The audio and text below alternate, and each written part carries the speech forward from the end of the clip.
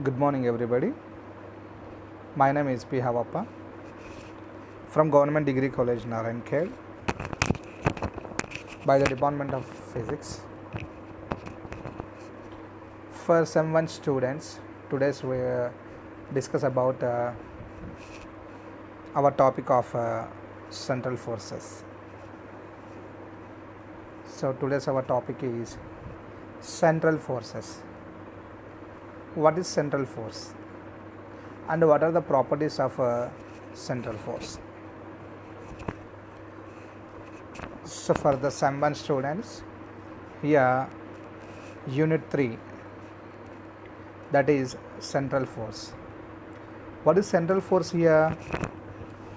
Central force is nothing but, let us see here, the force which can always act on a body. The force which can always act on a body, either a particle, towards or away from a fixed point, and whose magnitude depends upon only on the distance from the fixed point, is called as central force. Central force is nothing but which can always act on a body or particle towards or away from a fixed point, and whose magnitude depends upon only on the distance from the fixed point, is called a central force. So here let us we see from the diagram, this one, there is 3 axes x, y, z. O is a center point, and here the central force on a particle P. We can take a particle which is our distance from the origin. So the central force, which can be denoted by capital F. So the central force on a particle P can be expressed as F of R into R cap. Capital F equals to F of R into R cap. Here F of R is nothing but what? Function of the distance R of the particle from the fixed point. Function of the distance of the particle from the fixed point is called F of R. What is R cap? It's a unit vector along the radius vector of the particle with respect to the fixed point. So we can write a central force on a particle P can be expressed as P equals F equals to small f of R into R cap. So the gravitational force, examples of the central forces are, the first one is gravitational force, and the second one is electric force between two charges. These are the examples of central forces. Here the first example is gravitational force M. F, already we know that by the Coulomb's universal law, F equals to minus G into m1 m2 by R square into R cap. Here F of R can be written as like this, minus G into m1 m2 by R square is nothing but F of R. Hence F of R into R cap is nothing but central force. This is one type of example of central force. And the electrostatic force between two charges, that is already we know that by the Coulomb universal law in electrostats, F equals to 1 by 4 pi epsilon to q1 q2 by R square. Here 1 by 4 pi epsilon to q1 q2 by R square is nothing but F of R, function of the distance of the particles from the fixed point. So these are the examples of central forces. And also another example is elastic force. Gravitational force, electric force, and elastic force acting on a mass suspended from a spring is one of central forces, that is F equals to minus kx. So this is central force. Central force is nothing but force which acts on a body or particle towards or away from the fixed point, and whose magnitude is only depends upon the distance from the fixed point. It's called central force. What are the examples of central force? The examples of the central forces are, the first one is gravitational force, F equals minus g into m1 m2 by r square into r cap, and the second one is electric force, that is F equals to 1 by 4 pi epsilon into q naught or q1 q2 by r square into r cap, and the third one is elastic force. Elastic force is nothing but F of equals to minus kx. Okay, so this one is definition of central force and examples of central forces. What are the properties of central forces? Here the second point can given the properties of central forces. The properties of central forces is nothing but first point. The first point is the central force can be represented as an equation of F of r into r cap. Already we can discuss the first point. F of r into r cap is nothing but central forces. The second point, central force is act as a conservative force, that is WAB plus WBA equals to 0. The third point is central force can be written as minus del u, like this. Is nothing but minus negative gradient of potential energy. The third property of a central force is the central force can be written as negative gradient of potential energy, that is F equals to minus del u. Under central force, torque acting on the particle is always 0. Fourth properties. Under a central force, due to torque acting on the particle is always 0, then there is no torque, L become constants. Angular momentum of the particle remains constant under a central force. This one is fifth point. And the next property, under central force, the aerial velocity of the particle remains constant. The central force is a last property, that is seventh property. The central force is attractive when small f of r is negative, and the repulsive when small f of r is positive. So these are the properties of central forces. So what are the properties of central forces? The first point is central force can be represented in the form of equation, represented by an equation of F of r into r cap.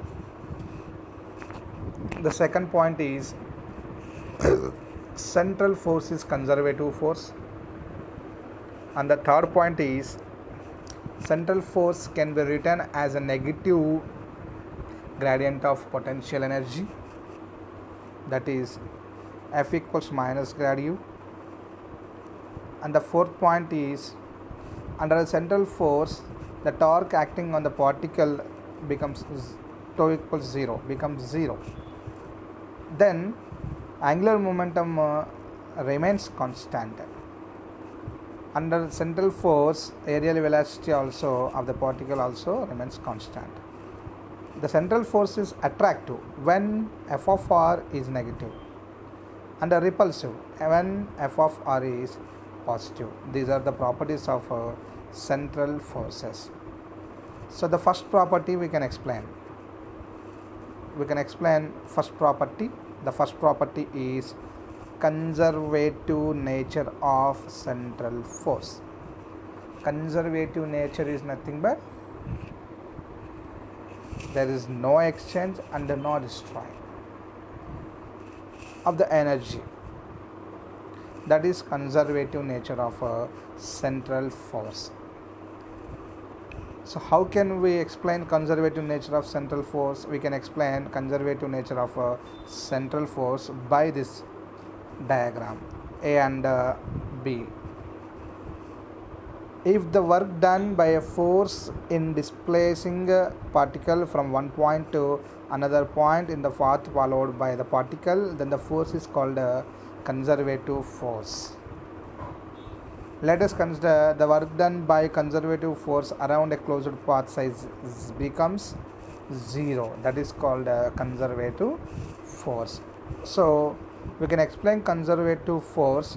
First we can derive the total work becomes 0 by using this diagram.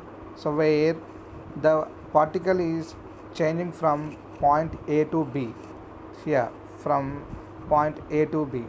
So we can write work done by the force along with C1 is given by WAB of C1 equals to integral of A to B C1, that is F into dr. Why? Because by the definition of work we can write W equals F into S. Here S is nothing but dr, so we can write first equation of work done from A to B in the direction of C1, that is WAB of C1 equals to WAB of C1 equals to F into dr.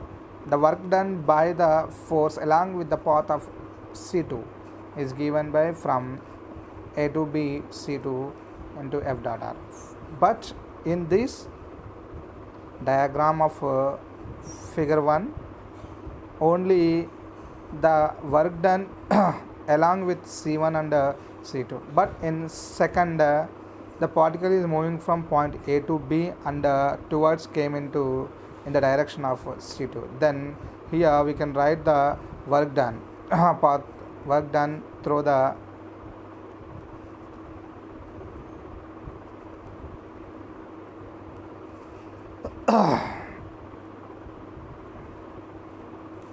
work done by the following path C1 and C2.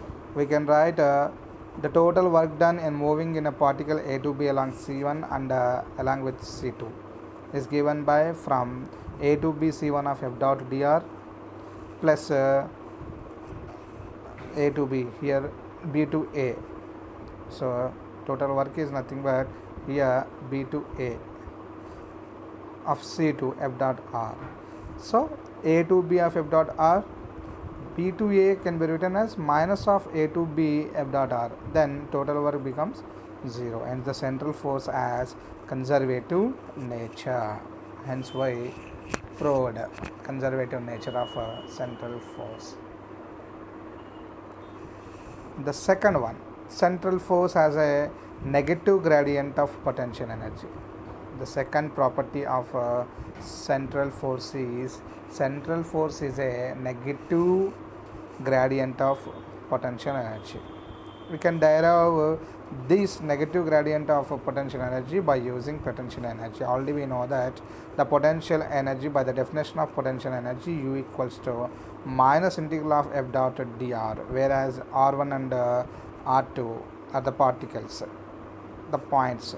The first R1 is x1, x2, x3 and the second one x1, y1, z1 and R2 equals x2, y2, z2. Then we can write U equals to, already we know that F is a vector and R with a vector. Here F is nothing but f of xi plus f of yj plus f of zj, and also R equals to xi plus yj plus zj. That one is unit vector. So differentiation of R becomes dxi dyj plus dzk. So we can substitute these equations in above one. We can get U equals to integral minus in terms of x, y, z, we can write x1 to x2 f of x into dx, y1 to y2 f of y into dy, z1 to z2 f of z into dz. That equals to integral of u of x, y, z. On differentiating on both sides above equation with respect to the x, y, z, we can write f of x equals to minus dou u by dou x f of y equals to minus dou v by dou y, and f of z equals to dou v by dou z. So substituting these values in f, we can get f equals to minus I into dou u by dou x minus j into dou u by dou y minus k into dou u by dou z. Then we can write minus of dou by dou x of I plus dou by dou y of j plus dou by dou z of k of u. I into dou by dou x, and here this one I into dou by dou x plus j into dou by dou y plus k into dou by dou z is nothing but del operator. So we can write finally f equals to minus del u is nothing but minus grad u. Hence the central force is equal to the negative gradient of potential energy. Okay, so this one is potential relation between potential energy and central force. The first property, third property. What is the third property? Conservation of angular momentum. Either torque becomes zero. We can prove conservation of angular momentum under central force. Either torque becomes zero. If no external torque acts on a body rotating about a fixed point, the body remains of angular momentum of the body remains constant. This is conservative of angular momentum under central force. When no external torque acts on a body rotating about a fixed point, then the angular momentum remains constant. We can prove this quotation.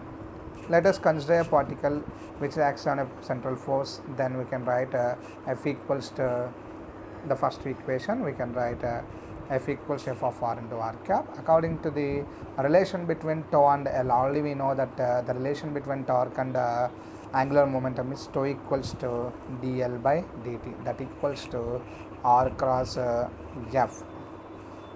Substituting f value in this equation, substituting equation 1 in equation 2, we can get dl by dt equals to r cross f of r into r cap. Already f of r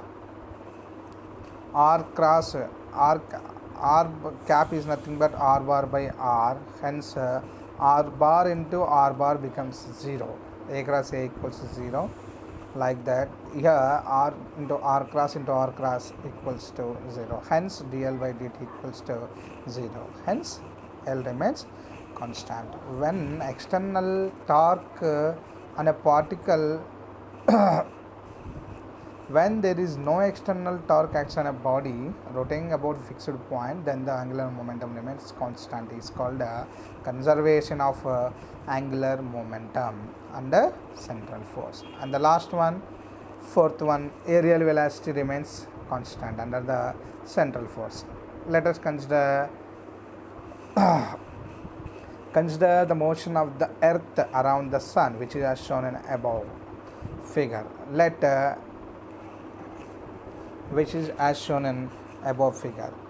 So let the distance between particle planet P and the sun is r at the time of the distance between sun and planet is r at the time of t. Consider the motion of the earth around the sun, which is as shown in figure. Let an instant r be the radius of the vector of the earth with respect to the sun. Let in a short interval of time dt or delta t, the earth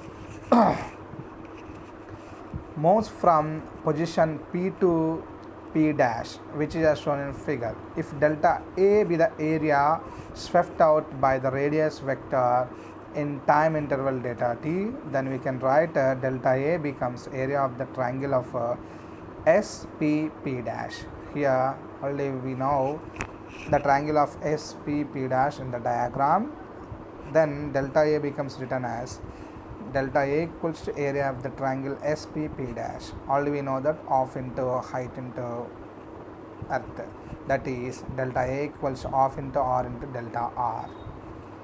So delta A by delta t, we can write delta A by delta t, that equals half into r into delta r by delta t. When delta t becomes to 0, delta A by delta t is nothing but dA by dt. So we can write dA by dt equals half r into dr by dt. Already we know that the rate of change in distance is nothing but velocity. So half r into v. So and already we know that multiplying and dividing with m in right side of the equation. So we can write half into r by m into mv. R by half into r cross into mv is nothing but momentum. So linear momentum p. So we can write dA by dt equals to r cross p, also is known as angular momentum L. So here r cross p is nothing but angular momentum L, is nothing but dA by dt equals to L by 2m. So that is dA by dt remains constant. Why? Because under a central force L remains constant, mass of the particle is also constant, hence dA by dt becomes 0. Aerial velocity under central force also remains constant. These are the equations of properties of central forces. What are the properties of central forces? The properties of central forces, the first point is when central force can be expressed in the form of f of r into r cap, and the second one is central force is conservative nature, and the third one is central force, under a central force angular momentum becomes 0, and the fourth one is central force can be expressed in the form of potential energy, that equals to negative gradient of potential energy, that equals F equals to minus del U. So this one is the proper properties of central forces. Okay, for the Telugu medium students, Telugu mediumలో ఒక్కసారి కనుక చూసినట్టయితే central force అంటే మనం దాన్ని తెలుగులో ఏమంటున్నామంటే కేంద్రీయ బలము అని చెప్పేసి అంటున్నాం. సెంట్రల్ ఫోర్స్ సెమిస్టర్ 1లో ఫస్ట్ ఇయర్ స్టూడెంట్స్కి ఉన్నటువంటి important lesson unit 3 central forces. Central forces అంటే మనం దాన్ని సాధారణంగా ఏమంటున్నాం, central forces is nothing but కేంద్రీయ బలాలు. కేంద్రీయ బలాలు అంటే కేవలం వాటి యొక్క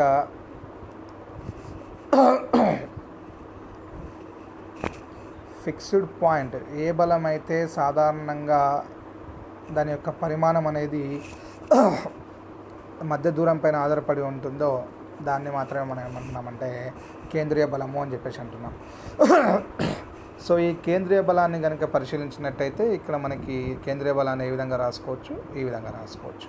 F equals F of R into R cap అని చెప్పేసి. ఎఫ్ ఆఫ్ ఆర్ అంటేనేమో డిస్టెన్స్ ఫంక్షన్ గురించి తెలియజేస్తుంది, ఆర్ క్యాప్ అంటేనేమో వెక్టర్ అంటే సదిశ అని తెలియజేస్తుంది, వ్యాసార్థీయ సదిశ అని చెప్పేసి అంటాం. సో దాన్ని తెలియజేస్తుంది. మరి ఎగ్జాంపుల్స్ ఏంటి కేంద్రీయ బలానికి? కేంద్రీయ బలానికి ఉదాహరణగా తీసుకుంటే సాధారణంగా గురుత్వాకర్షణ బలాన్ని తీసుకోవచ్చు, స్థిర విద్యుత్ బలాన్ని తీసుకోవచ్చు, అదేవిధంగా స్థితిస్థాపక బలాన్ని కూడా ఇక్కడ ఇచ్చాడు, స్థితిస్థాపక బలాన్ని కూడా మనం తీసుకోవచ్చు. సో ఇది కేంద్రీయ బలం అనగానేమి, దానికి సంబంధించినటువంటి ప్రాపర్టీస్. సో నెక్స్ట్ ధర్మాలు ఏంటి? సాధారణంగా కేంద్రీయ బలాన్ని యొక్క ధర్మాన్ని పరిశీలిస్తే అయితే మొదటి ధర్మము కేంద్రీయ బలం అనేది F of R into R క్యాప్గా రాసుకోవచ్చు. ఆ రెండవ ధర్మాన్ని మనం నిత్యత్వ ధర్మంగా భావించవచ్చు. అంటే ఏదైనా ఒక పని అనేది ఒక పూర్తి వలయంలో జరిగినప్పుడు దాని యొక్క ఫలిత పని శూన్యమవుతుంది, దీన్నే మనం నిత్యత్వ బలంగా కూడా రాయవచ్చు. మూడవ దాన్ని మనం సాధారణంగా ఏ విధంగా తీసుకుంటామంటే కేంద్రీయ బలాన్ని స్థితిశక్తి యొక్క రుణప్రవంతగా రాయవచ్చు అని చెప్పవచ్చు. సో నెక్స్ట్ కేంద్రీయ బలం సమక్షంలో ఎటువంటి టార్క్ లేనప్పుడు మనకు ఆటోమేటిక్గా కోణీయ ద్రవ్యవేగం L అనేది స్థిరంగా ఉంటుంది, అదేవిధంగా ఏరియల్ వెలాసిటీ కూడా స్థిరం అవుతుంది. సో ఇంకా ఏంటంటే కేంద్రీయ బలం అనేది ఆకర్షణ బలం అవుతుంది. ఎప్పుడు ఎఫ్ ఆఫ్ ఆర్ అనేది మనం నెగిటివ్గా తీసుకున్నప్పుడు, వికర్షణ బలం అవుతుంది ఎప్పుడు ఎఫ్ ఆఫ్ ఆర్ అనేది పాజిటివ్గా తీసుకున్నప్పుడు. ఈ విధంగా కేంద్రీయ బలానికి సంబంధించినటువంటి ధర్మాలను మనం చూడవచ్చు. So first conservative nature of central force. So first ప్రాపర్టీని మనం ఏ విధంగా ప్రూవ్ చేస్తున్నాం. ప్రూవ్ చేసే క్రమంలో మనం ఏం చేస్తున్నాం, 2 డయాగ్రామ్లు తీసుకుంటున్నాం. సో 2 డయాగ్రామ్లో ఏం జరుగుతుంది అంటే ఏ నుంచి బీకి ప్రయాణించే C1 మార్గంలో జరిగిన పనిని రాయాలి, లేదంటే C2 మార్గంలో జరిగిన పనిని రాయాలి. ఇక్కడ చూడండి 2 డయాగ్రామ్లు ఇచ్చాడు. సో 2 డయాగ్రామ్లో ఫస్ట్ డయాగ్రామ్ని మీరు పరిశీలించినట్టయితే ఏ నుంచి బీకి C1 మార్గంలో పని జరుగుతుంది, లేదంటే ఏ నుంచి బీకి C2 మార్గంలో జరుగుతుంది. సెకండ్ డయాగ్రామ్ని చూసినట్టయితే టోటల్గా ఉంటుంది. సెకండ్ డయాగ్రామ్ని చూడండి, ఇది ఎట్లా ఉంది, ఏ నుంచి బీకి ఉంది, మళ్ళీ బి నుంచి ఏకి ఉంది, అంటే C1 ద్వారా పోయి C2 ద్వారా పోతుంది. సో 2 సందర్భాల్లో మనం పని రాస్తాం.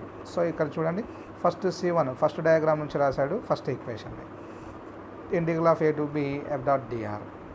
సెకండ్ ఈక్వేషన్ని C2 ద్వారా పని జరిగినప్పుడు ఏ విధంగా ఉంటుందో రాశాడు. అలా కాకుండా 2 సందర్భాల్లో ఏ విధంగా జరుగుతుందో ఇలా రాశాడు. సో ఇట్లా ఏ నుంచి బీకి వెళ్ళి బి నుంచి ఏకి రావడం, ఇది ఏ ఇది బి. C1 మార్గంలో వెళ్ళినప్పుడు ఏం జరుగుతుంది, C2 మార్గంలో మళ్ళీ తిరిగి వచ్చినప్పుడు ఏం జరుగుతుంది. సో రాసినప్పుడు ఏం జరుగుతుంది, A to Bని ఇంటిగ్రల్ రాస్తాం, మళ్ళీ B to A అంటే మైనస్ A to B అని చెప్పేసి రాస్తాం. ఇక్కడ A to B వస్తుంది, ఇక్కడ మైనస్ A to B వస్తుంది. కాబట్టి ఫలిత పని అనేది మనకి ఏం జరుగుతుంది, 0 అవుతుంది. సో ఈ విధంగా ఎక్కడైతే పని అనేది శూన్యం అవుతుందో సమృద్ధ వలయంలో అక్కడ కేంద్రీయ బలం అనేది నిత్యత ధర్మాన్ని కలిగి ఉంటుందని ఎక్స్ప్లెయిన్ చేయడం జరుగుతుంది. సో నెక్స్ట్ పాయింట్ ఏంటంటే కేంద్రీయ బలాన్ని మనం స్థితిశక్తి యొక్క రుణ ప్రవణతగా రాయవచ్చు. ఆల్రెడీ మనకి స్థితిశక్తి అంటే తెలుసు. ఏమని తెలుసు, డెఫినేషన్ నుంచి స్థితిశక్తిని మనం యూగా భావిస్తే ఇలా రాయవచ్చు, U equals to minus F.dr అని. ఇక్కడ R1 R2 అంటే ఆ 2 నిరూపకాలు తీసుకోవాలి, X1 Y1 Z1 ఒకటి, X2 Y2 Z ఒకటి. మళ్ళీ F అంటే క్యాపిటల్ F అంటే F of XI plus F of YJ plus F of ZKగా తీసుకోవచ్చు. R అంటే unit vector, XI plus YJ plus ZKగా తీసుకుంటాం. దాన్ని డిఫరెన్షియేట్ చేస్తే DXI plus DYJ plus DZK వస్తుంది. సో దీంట్లో సబ్స్టిట్యూట్ చేసి మనం సింప్లిఫై చేసుకుంటూ పోతే మనకి F of X equals minus ∂V/∂x వస్తుంది, F of Y equals minus ∂V/∂y వస్తుంది, F of Z equals minus ∂V/∂z వస్తుంది. సో ఇంకా ఇక్కడ ఏం చేశాడు, ఆల్రెడీ మనకు తెలుసు F equals F of XI plus F of YJ plus F of ZK అని. F of X, F of Y, F of Z లను సబ్స్టిట్యూట్ చేశాడు. సబ్స్టిట్యూట్ చేసుకుంటూ పోతే లాస్ట్కి F equals to minus ΔU అంటే మైనస్ గ్రాడ్యుగా తీసుకోవడం జరుగుతుంది. ఈ విధంగా సెంట్రల్ ఫోర్స్ని ఏం చేశాడంటే స్థితిశక్తి యొక్క రుణ ప్రవణత, నెగటివ్ గ్రాడియంట్ ఆఫ్ పొటెన్షియల్ ఎనర్జీగా తీసుకోవచ్చు. Next conservation of angular momentum అంటే కోణీయ ద్రవ్యవేగం అనేది ఏ విధంగా నిత్యత్వంగా ఉంటుంది. సో ఏ విధమైనటువంటి టార్క్ లేనప్పుడు ఏం జరుగుతుంది, కోణీయ ద్రవ్యవేగం నిత్యత్వం అవుతుంది అని ప్రూఫ్ చేయాలి. మనం ప్రూఫ్ చేసే క్రమంలో ఫస్ట్ సెంట్రల్ ఫోర్స్ ఈక్వేషన్ రాయాలి, F equals to F of R into R cap అని. సో ఇలా సెంట్రల్ ఫోర్స్ ఈక్వేషన్ ఫస్ట్ రాయాలి, F of R into R cap. అదేవిధంగా relation between tau and L మనకు తెలుసు, tau equals to dL/dt that equals to R cross F అనే విషయం మనకు తెలుసు, అంతకుముందు చదువుకుని ఉన్నాం. కాబట్టి relation between tau and L, టార్క్కి ఎల్కి, ఎల్ అంటే కోణీయ ద్రవ్యవేగం, లీనియర్ మొమెంటం అని చెప్పేసి అంటాం, యాంగులర్ మొమెంటం అని చెప్పేసి అంటాం. So tau equals to dL/dt that equals R cross F అని చెప్పేసి రాస్తున్నాం. సో ఈ టోని ఆ ఎఫ్ వాల్యూని అంటే సెకండ్ ఈక్వేషన్లో ఉన్న ఎఫ్ వాల్యూ ఈ ఫస్ట్ ఈక్వేషన్ సబ్స్టిట్యూట్ చేస్తే అప్పుడు మనకి ఏమొస్తుందంటే ∂L/∂t equals to R into F of R into R cap. R క్యాప్ని మళ్ళీ ఏం రాయొచ్చు, R⁻/Rగా రాసుకోవచ్చు. సో F ఆఫ్ R/Rని బయటికి తీస్తే R⁻ ఇంటూ R వస్తుంది. సో ఏదైనా మనం సదిశాన్ని మధ్యలబ్దం చేస్తే మనకి ఏమొస్తుంది, 0 వస్తుంది.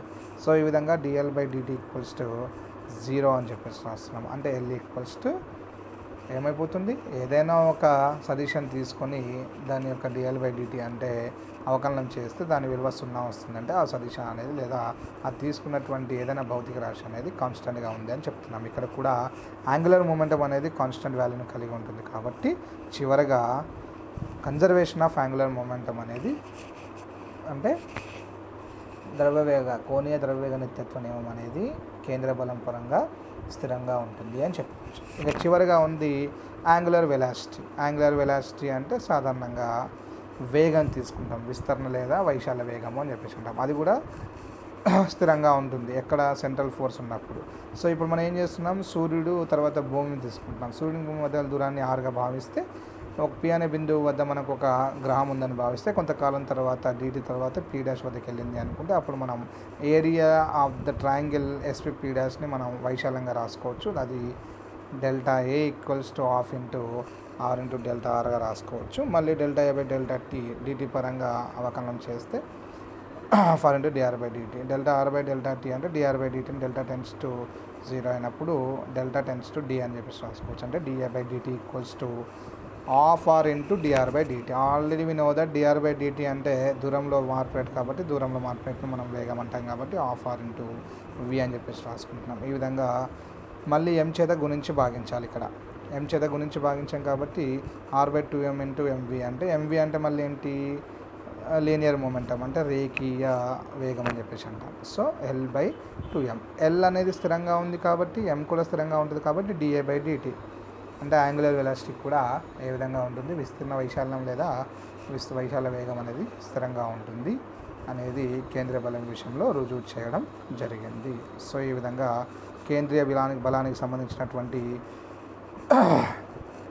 డెఫినేషన్ అంటే what is central force, what are the examples of central force, central ఫోర్స్కి సంబంధించినటువంటి ప్రాపర్టీస్ ఏ విధంగా ఉన్నాయి, సో ఆ ప్రాపర్టీస్ని బేస్ చేసుకొని మనం ఏ విధంగా ఈ ప్రాపర్టీస్ని మనం ప్రూఫ్ చేస్తున్నాం. సో సెంట్రల్ ఫోర్స్ అనేది ఎక్స్ప్లెయిన్ చేసాం and then examples of central force కూడా చెప్పాం. ప్రాపర్టీస్లో conservative nature of central force, అదేవిధంగా కన్జర్వేటివ్ యాంగులర్ మొమెంటం, తర్వాత చాలా 7-8 ఇచ్చాడు, కాకపోతే ఇక్కడ మనం 4-5 ప్రూఫ్ చేసాం. యాంగులర్ వెలాసిటీ రిమైన్స్ కాన్స్టెంట్గా ఉంటుంది, తర్వాత F equals minus grad you అంటే మైనస్ డెల్ యూగా తీసుకోవడం జరుగుతుంది. ఈ విధంగా మనకేం జరిగింది, ప్రాపర్టీస్ ఆఫ్ సెంట్రల్ ఫోర్సెస్ గురించి చెప్తూ వాటిని ఏ విధంగా ప్రూఫ్ చేసాం కూడా చెప్పడం జరుగుతుంది. సో ఇక్కడ కాంపిటేటివ్ ఎగ్జామ్లో అయినప్పటికీ సెమ్ ఎగ్జామ్లో అయినప్పటికీ సెంట్రల్ ఫోర్స్ అనేది మెయిన్ టాపిక్.